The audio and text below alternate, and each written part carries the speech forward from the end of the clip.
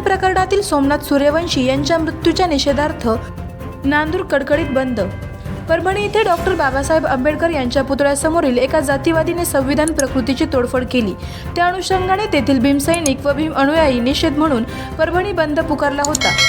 हा बंद शांततेत होता, परंतु पोलिसांनी कॉम्बिंग ऑपरेशन केले व तेथील महिला, लहान मुले व शिकलेल्या तरुणांना खोटे गुन्हे दाखल करून त्यांना जेलमध्ये टाकले। अमानुषपणे बेदम मारहाण केली आणि त्यातील एक भीमसैनिक सोमनाथ सूर्यवंशी हा वकिलीचा अभ्यास करत होता। तो सुशिक्षित आणि शिकलेला होता, तरी त्याच्यावर खोटा गुन्हा दाखल करून त्याला जेलमध्ये टाकले। त्याला पोलीस कस्टडीमध्ये अमानुषपणे मारहाण केली व टॉर्चर केले।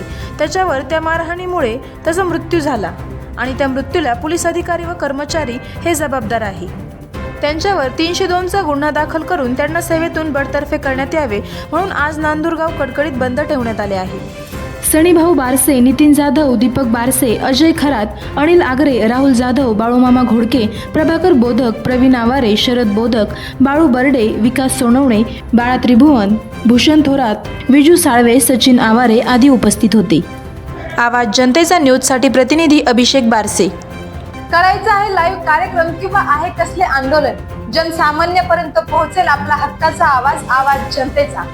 बातमी व जाहिरातीसाठी संपर्क करा स्क्रीनवर दिलेल्या नंबरवर।